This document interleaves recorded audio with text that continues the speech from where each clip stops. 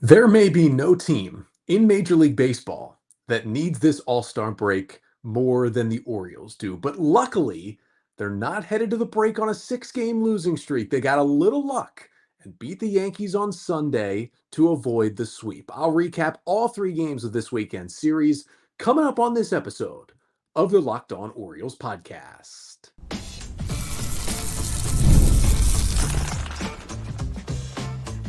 You are Locked On Orioles, your daily Baltimore Orioles podcast. Part of the Locked On Podcast Network, your team every day. Hey there, Orioles fans. Today is Sunday, July 14th, 2024, and welcome back into the Locked On Orioles podcast, part of the Locked On Podcast Network, your team every day. As always, I'm your host, Connor Newcomb. And coming up on today's episode, we are going to recap the Orioles' series against the Yankees in Baltimore this season, in which the O's did drop 2 of 3, but they won the Sunday finale to remain in first place, snap the 5-game losing streak heading into the All-Star break. I'll tell you what went right, what went wrong, and a shout out to somebody or something from all 3 games this weekend. Current state of the Orioles offense, the pitching getting better, the wild 9th inning on Sunday. I will get to it all. But that's all coming up on this episode of the Locked On Orioles podcast, which is brought to you by Booking.com. Booking.yeah. The right stay can make you a fan of any city, even your rivals. Check out Booking.com for your stay today. So the Orioles dropped the series against the Yankees this weekend, but hey, if you're going to lose a weekend series, the best game to win is generally Sunday, especially heading into the All-Star break, so you get a little bit of positive momentum to end the series. And it was not a good weekend of baseball. The Orioles had to snap a 5-game losing streak with the win on Sunday. They played terrible baseball against the Cubs. They looked a little better, but generally not good in the first 2 games of this series either. And it felt like it was almost going to be the gut punch of the season after the top of the 9th Sunday, but they found a way to walk it off, win it 6-5 on Sunday, snap the losing streak, and the Orioles hit the All-Star break in first place, 58-38 on the season with a 1-game lead over the Yankees, and more importantly, are still leading the season series. That's the big thing here, leading the Yankees 6-4 in the season series, which is 3 games remaining in the Bronx in late September. And remember, with the new rules, if you finish tied with another team in the standings, there is no longer a game 163. It goes to head-to-head record. So all the Orioles would need to do is win 1 of 3 in New York later this season. And if they do finish tied with the Yanks, they would win the division. So this win could come up huge. So let's start with Sunday. Orioles 6, Yankees 5, the final score in the final game of this series. The most recent thing we just saw, a little 11:30 a.m. Roku channel start to end this series before the All-Star break, and continue on with the weekend set of this podcast, give you what went right, what went wrong, and a shout out from all 3 games this weekend. So let's start with the Sunday win. What went right? Well, it was the Orioles pitching in the first 8 innings. Now, as this team has struggled over the past week, the big talking point has been the offense. They have been just dreadful with runners in scoring position. In the 5-game losing streak, they had scored a total of 4 runs. That was a team coming into the streak that was ranked by runs per game the number 1 offense in Major League Baseball. It was kind of crazy what was happening to the Orioles in this streak offensively, and we'll get to it. It still wasn't a stellar offensive performance on Sunday, but on the pitching side, they had their struggles too. The bullpen had actually been pretty solid, but the starting pitching had been poor, and overall, it was just kind of everything working against the Orioles. Not the case for the first 8 on Sunday. Dean Kremer got the start, his 3rd coming off the injured list from that tricep injury. He had 1 good one, 1 bad one, and I think he just bounced back and did what he needed to do in this game for the O's. Goes 4 2/3 innings, allowing 2 runs on 4 hits, 4 Ks, 2 walks, and a homer, 83 pitches, 5 hard hit balls by the Yankees lineup. And listen, this was a game where the Orioles bullpen was, for a team that had lost 5 in a row, not super taxed. Like, their high leverage guys were very ready to go. And you have the All-Star break coming up. It's a game before you get 4 consecutive off days. So you can really empty your bullpen in this game if you need to try and get a win. And the Orioles desperately needed a win in this game. So you're Dean Kremer, you're kind of coming and saying, look, I need maybe max 5 good innings of keeping my team in the game. He almost got there, ended up walking Aaron Judge on a 3-2 pitch, which, not a bad thing. Orioles got the next out to get out of the fifth inning, but he was just solid. That's what he was. Once again, he didn't have his great splitter, but he did throw a nasty one to strike out Juan Soto, and it was okay. In general, he did what he was asked to do in this game and looked like a guy who can be a good number 5 starter for the Orioles, which is what, if Kramer looks like, you're happy with his performance. And then Brandon Hyde went to the bullpen and kind of mixed and matched perfectly there for a while. Went to Jacob Webb in the 5th, got a huge out to get them out of a jam and keep the game tied at 2. Webb gave them 3 outs. Cionel Perez gave them 3 outs scoreless. Yennier Cano hadn't pitched in forever. He gave the Orioles 4 big outs, including he induced a big-time double play in the 8th inning to keep the Orioles up 3-2. Like, everybody was looking good out of that bullpen. Although the Orioles offense wasn't doing a lot, they at least were holding that 3-2 lead, which was huge for the O's. That was until the 9th inning. What went wrong in this game? Craig Kimbrell in the top of the 9th. Now, to be fair to Kimbrell, he had not pitched in a week. Last Sunday in Oakland, the last time the Orioles won, Kimbrell closed out the save for a 6-3 win in the bottom of the 9th. That was the last time he had thrown. Not even that. He hadn't even warmed up in any of the games during the 5-game losing streak. That is a lot of rust for a high leverage reliever to go a week without pitching. So sometimes guys can be a little rusty, and that is what we saw early in the outing. Now, you could argue he got squeezed a little bit against the leadoff batter in the 9th, Trent Grisham, with the 3-2 lead, ended up walking him, then was a little more erratic, and he walked Oswaldo Cabrera, and that's the 8 and 9 hitters in the Yankee order. And that's not just any order. It's the Yankee order that has really been struggling in the bottom half, and if Kimbrell, what he had to do was go 1-2-3 to avoid facing Soto or Judge, and he's got 8-9-1 due up, which is not a tough part of the Yankee order. Instead, he goes walk, and then a fastball down to Ben Rice, and he clobbers it into the seats for a go-ahead 3-run homer. Without even recording an out, it's 5-3 Yankees. And just looking at that outing, listen, I still trust Craig Kimbrell in this role. He had gone 22 consecutive outings. In his last 22 outings, he had only allowed 1 earned run total, and it only allowed 1 total extra base hit. Well, he gave up 3 runs for the first time all year and did give up an extra base hit, the 3-run shot to Ben Rice. And of course, it was funny. He gives up the 3-run homer, and then he ends up getting Soto and Judge out after that. So everybody we were worried about is the guys we shouldn't have been worried about, apparently. You just can't walk the 8 and 9 hitter in this Yankee order in any scenario, especially in the 9th inning when you're holding a 1-run lead. It's going to lead to bad things. And that is what happened. And again, I still trust Kimbrell in this role. He's shown enough of a sample size this year that he has been a really good closer. And it's quite frankly an all-star snub with what he's done here in the first half of the season. But that was rough. That was really, really rough. And that felt like when that home run went out off the bat of Ben Rice, I've been fairly positive throughout the losing streak. The O's have gone through streaks like this before. Heck, they had a separate 5-game losing streak earlier in the season, and they turned it around and just went into a winning mode right after it and got right back on track. And I figured they'd do that.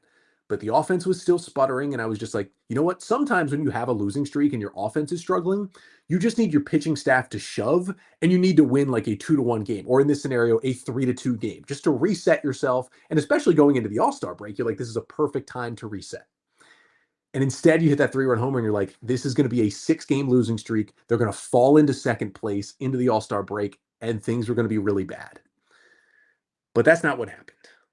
And the shout out for Sunday's game goes to the Yankees defense. Now, we do have to shout out the O's offense for showing the most life they've shown in this losing streak. They started a rally in the 9th inning. Shout out to Kyle Stowers, who was recalled this weekend after Heston Kjerstad went on the 7-day concussion IL. We'll talk about that. That was his first appearance since coming back, was leading off the 9th inning, and he singles off Clay Holmes. That was big. Then after a Cowser ground out, Ryan O'Hearn, as a pinch hitter, draws a walk. Gunnar Henderson strikes out on a pitch that looked out of the strike zone, but he's called out for strike 3. Adley draws a walk, and you've got the bases loaded and 2 outs, trailing 5-3, bottom 9, against Clay Holmes, who has had his struggles and is yet somehow an all-star, and Craig Kimbrell isn't. And you're just like, okay, you've given yourself a chance, and that's all you can ask for. Ryan Mountcastle at the plate hasn't been having the best time lately, but still one of the better hitters on this team. And Mountcastle hits an 0-2 grounder right to Anthony Volpe. Gold Glove winning shortstop, can go to any base with him loaded. You're like, that's the final out, game over, we're swept. And then Anthony Volpe just completely forgot how to play shortstop. Bobbled it twice, tried to flip it to second, not in time. All of a sudden, run scores and it's 5-4. And you're like, oh, of course the break we got still didn't tie the game, just gave us 1 extra run. And the spot due up in the order was Anthony Santander's spot, but because Santander had tripled in the eighth, the Orioles had rightfully pinch run with Cedric Mullins. Unfortunately, he didn't score. And then you leave Cedric Mullins in defensively, which makes your defense better in the outfield, holding a one-run lead in the top of the ninth. Those were all the right decisions. But it's the struggling Mullins coming up instead of, one of the Orioles' hotter hitters in Anthony Santander. Just like, of course. And Mullins hits a fly ball to left field. Struck it fairly well. Wasn't any kind of lazy fly ball. It had a little bit of juice on it. Had an exit velocity 93.2 miles an hour. Like, not a hard hit ball, but still firm-ish contact. And all of a sudden, Alex Verdugo comes in, and then he goes back. And I guess he's been hanging out with Juan Soto a lot. He does the Soto shuffle in left field, falls to the ground, the ball falls to the ground, and a walk-off double for Cedric Mullins. I could not believe what I was watching. It was unfortunate that this was the national game and we didn't get a Kevin Brown call of this moment. It was cool that Ben McDonald was still on the broadcast, but what a break for the O's. Again, it went from the gut punch, just worst loss of the year, it seemed like, after the Rice homer in the top of the ninth to, McDonald said this on the broadcast, maybe the win of the year with that rally against Clay Holmes in the ninth inning. And it could be huge, as I mentioned, with the tiebreaker and with this division race and with the Orioles snapping the streak and going into the All-Star break with the AL East lead. This could change a lot of things. That was the Orioles' worst stretch of baseball they've played since 2021, since they were still in the rebuild. That is what this week was. And that win on Sunday, heading into the break, might have turned it all around. What a huge, huge moment that is. And we can thank Anthony Volpe and Alex Verdugo for forgetting how to play defense on a Major League Baseball field. But unfortunately, the Orioles needed to win on Sunday just to snap that losing streak, just to avoid the sweep, because they didn't play great baseball on Friday or Saturday. Coming up next, we're going to send it back to Friday, talk about what went wrong in the series opening loss and what the heck happened when the bench is cleared in the ninth inning in a scary moment in that game.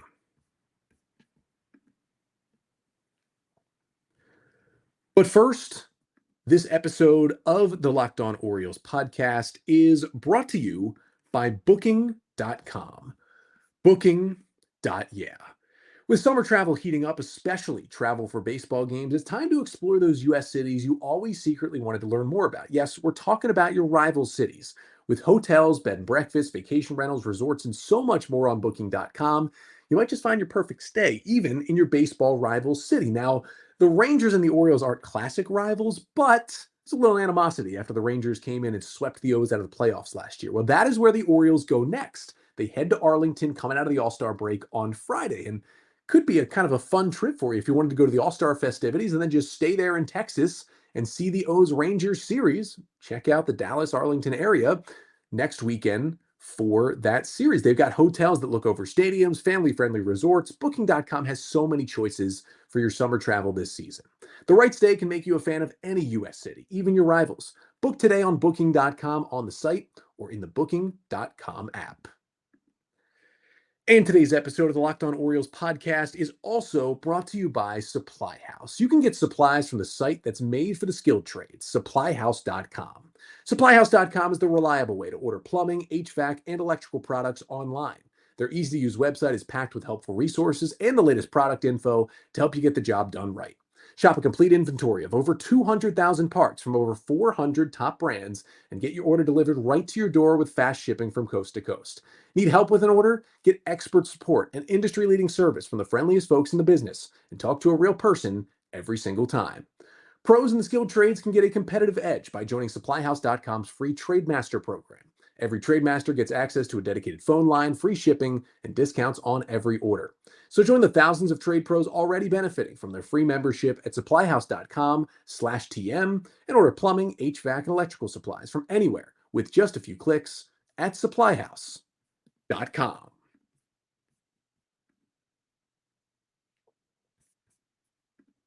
So it was a big win for the O's on Sunday to avoid that sweep, but they were in that spot because they didn't play such great baseball on Friday and Saturday. Let's kick it back to Friday. Final score from the first game of this series, Yankees 4 and Orioles 1. What went right in that game on Friday? Well, Cade Povich definitely had a bounce-back start. He was coming off of the worst start by an Orioles starter in a very, very long time. Even a lot of the starts in the rebuild didn't go this poorly. He lasted just 1 inning plus and allowed 8 earned runs in Oakland last Saturday. But it looks like he flushed it. And that is all you could ask from a rookie left-hander, is to just flush that terrible start, come back out there against the Yankees and compete. And honestly, that is what Cade Povich did on Friday night.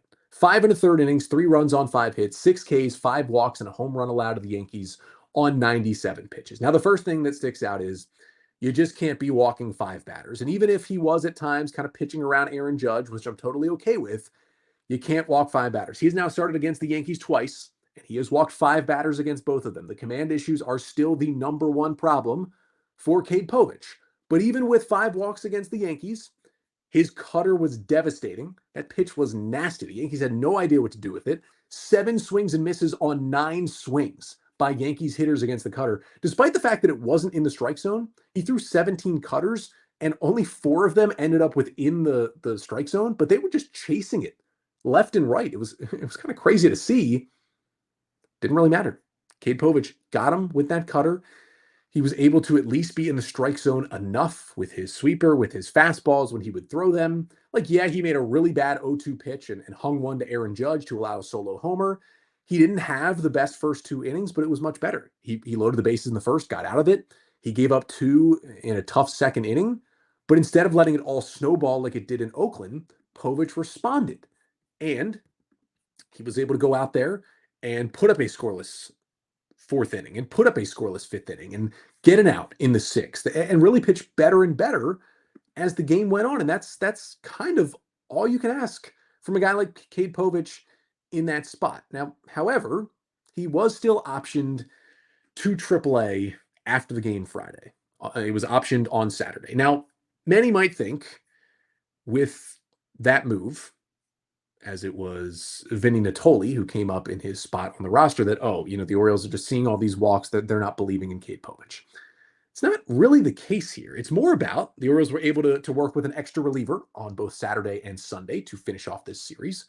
And they'll also be able to do it for a little while as well without really needing a 5th starter. So if you assume that Cade Povich is your 5th starter in your rotation right now, you don't really need him for a little while. Remember, with the new CBA rules, if you option a pitcher to AAA, he has to stay down there for at least 15 days, unless there's an injury, before you can recall him.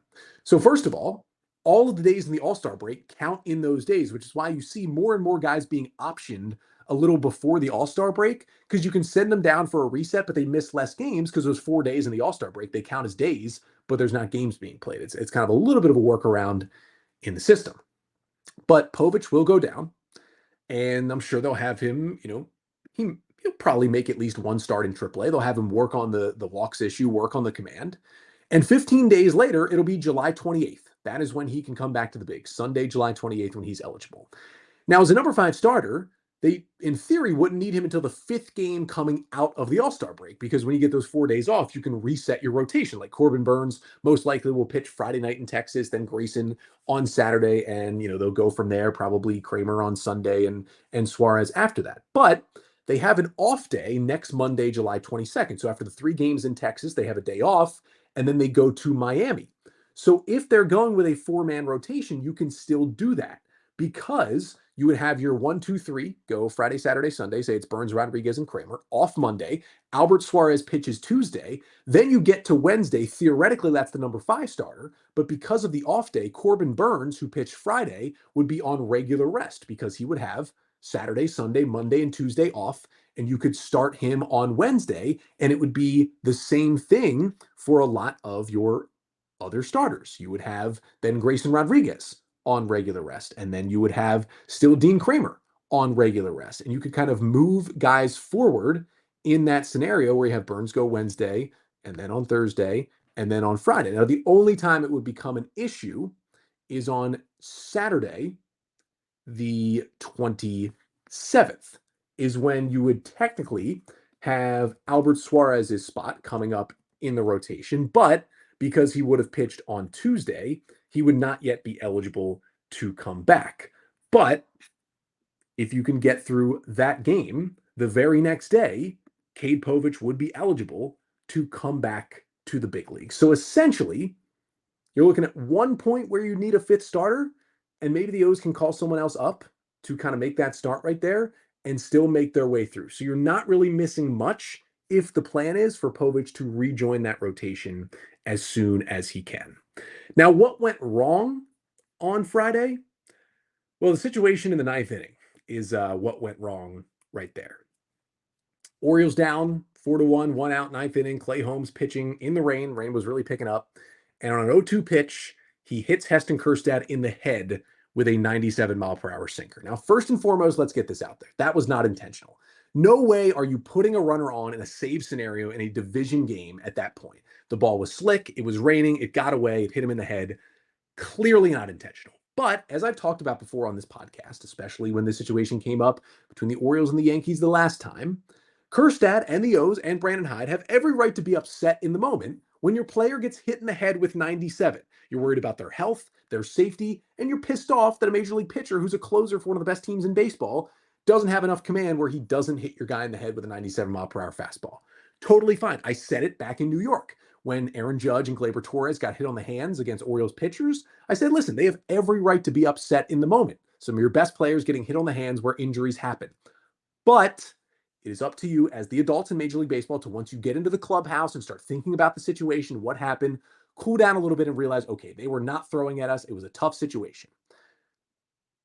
And Brandon Hyde, he was upset. Now, should the Yankees have chirped back at Brandon Hyde when one of the Orioles players is down after being hit in the head, a scary situation? No, they shouldn't have, and yet they did.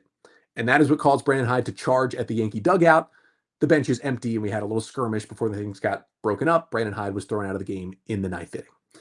Here is the difference that is becoming clear between the Orioles and the Yankees.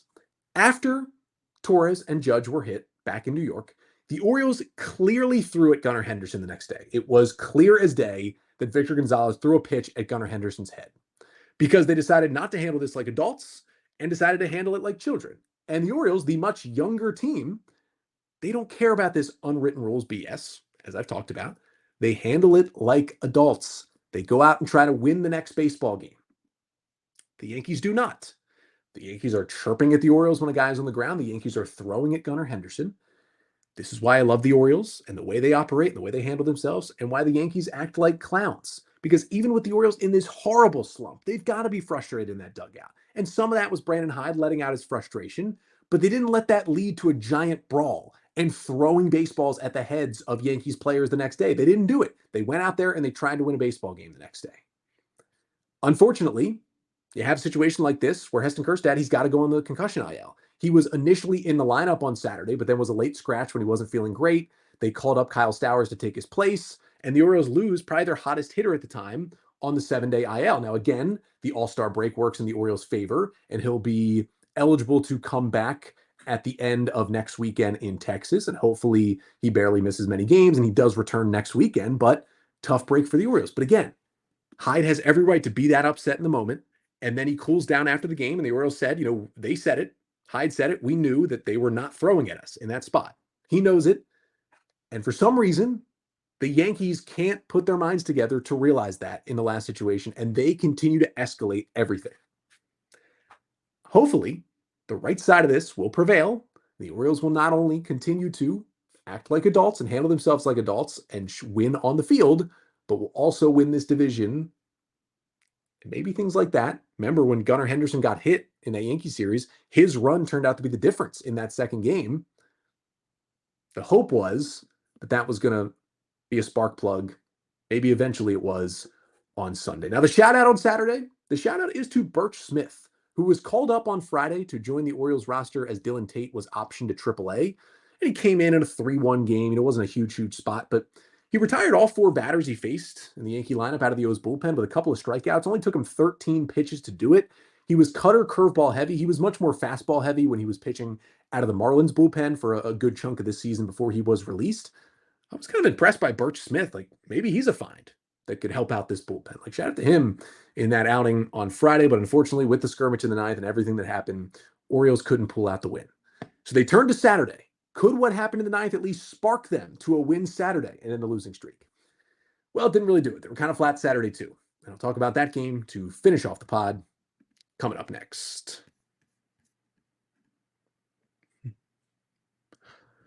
But first, this episode of the Locked On Orioles podcast is also brought to you by Game Time. Game Time is an authorized ticket marketplace of Major League Baseball, which makes getting tickets faster and easier. Prices on the Game Time app actually go down the closer it gets to first pitch. With killer last minute deals, all in prices, views from your seat, and their lowest price guarantee, Game Time takes the guesswork out of buying MLB tickets. Now, the Orioles won't be back at home for a little while now, but when they do get here, you can get last minute deals. You want to decide at 5 p.m. you're going to the 6:30 game, you can save up to 60% buying last minute Orioles tickets at Game Time, and they've got exclusive in-app deals, flash deals, zone deals, and views from your seat so you know where that ticket is. So take the guesswork out of buying MLB tickets with Game Time. Download the Game Time app, create an account, and use code LOCKEDONMLB for $20 off your first purchase. Terms apply. Again, create an account and redeem code LOCKEDONMLB. That's LOCKEDONMLB for $20 off. Download Game Time today. Last minute tickets, lowest price, guaranteed. And today's episode of the Locked On Orioles podcast is also brought to you by the DK Law Group. When you need a law firm, do you want the legal runaround, or would you rather have a no-nonsense approach? Well, you get the latter with the DK Law Group. The DK Law Group specializes in real estate law, estate planning, business law, and family law. They're tech-savvy, they treat their clients like family, and they focus on keeping your legal solutions simple.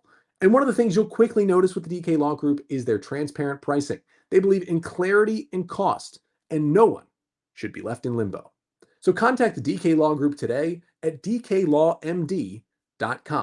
And Locked On Orioles listeners can call today to schedule a free 30-minute consultation when you mention the tagline, Empowering Legacies.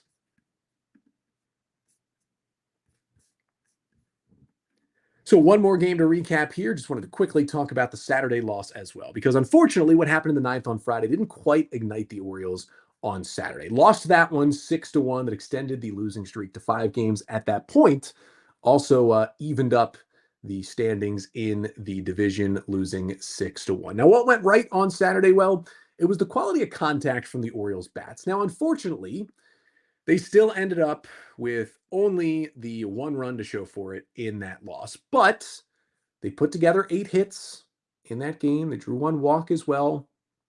They got themselves on base a little bit more.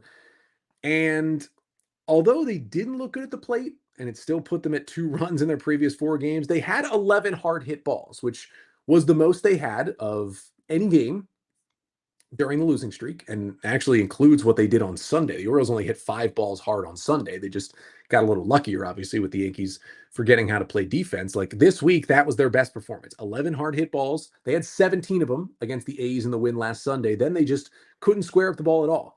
They had hits from 7 of their 9 starters in the lineup, and Colton Cowser went 2 for 4. He had a hit in the 7th, which came versus an off-speed pitch and was hit pretty hard, snapped an 0 for 13 with those 2 hits. Like that was all great news for the Orioles, except for the fact that the results just not there. They looked a little more alive. You could argue a lot more alive, even with only 1 run, but maybe that pushed them a little bit to perform better on Sunday.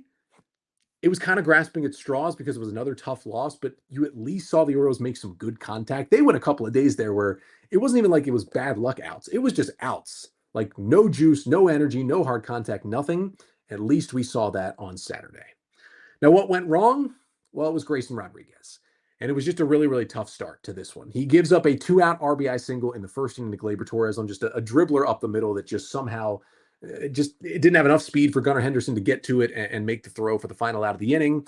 And then he goes into a battle with Austin Wells. It's already 1-0. It's first and third, 2 outs. He threw everything at Wells. He threw him the fastball. He threw him the changeup. He threw him the curveball. Wells kept fouling stuff off. He hadn't thrown a slider in the first 8 pitches. And on a 2-2 pitch, he tries the slider.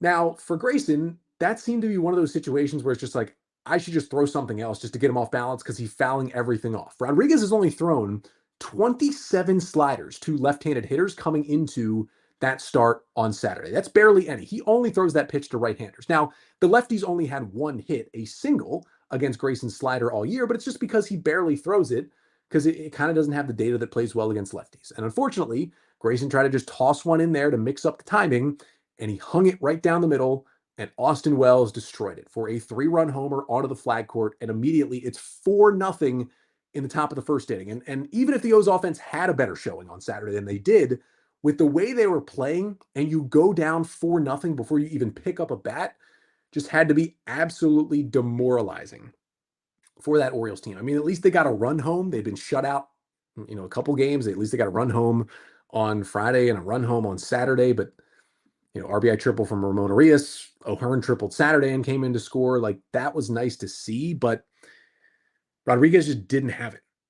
And he went to his changeup more later to Soto and Judge. He just hung both of them and gave up two solo homers in the fifth inning, back-to-back to Soto and Judge on hanging changeups. And there were some changeups that were good, some were bad. It was actually the first time ever Grayson had thrown more changeups than fastballs in a start.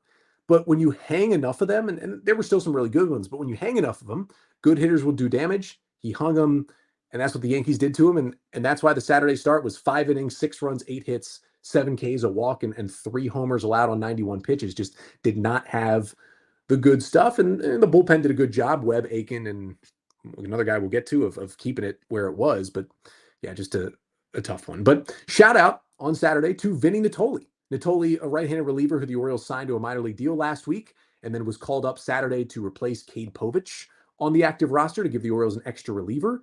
They had to make room on the 40-man roster for Nittoli. They transferred left-hander Danny Coulombe to the 60-day injured list to make room. Remember, if you go to the 60-day injured list with a long-term injury, you don't count against the 40-man roster.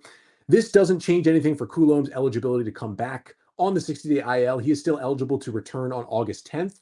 And the last thing we heard from Mike Elias, they were kind of targeting a September return for Danny Coulombe, so this doesn't change anything for him.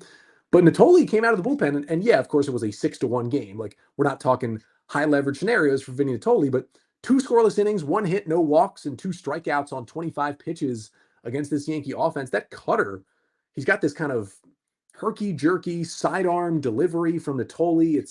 It's pretty deceptive, and he threw 17 cutters out of 25 pitches, got 5 whiffs on 11 swings. That was clearly the go-to for Nittoli, and it was in the strike zone a lot. He had good command of it. Like, that was a pretty impressive pitch we saw from it. It's not high velo, right? It was 89, maxed out at 91 one time, but it looked good. And similar to Birch Smith on Friday, like maybe Vinny Nittoli on Saturday, hey, you get these depth guys up in the big leagues a couple weeks before the trade deadline. You give them a chance to say, hey, the Orioles are still evaluating, okay, how much do we need to add to this bullpen at the deadline? So you get Nittoli, you get Smith in the big leagues, you give them some work and, in these low leverage spots, but you give them some work to see, okay, maybe one of them pops and maybe we only need 1 reliever at the deadline instead of 2. There's no harm in bringing them up, and they each had good outings, which was nice to see over the weekend.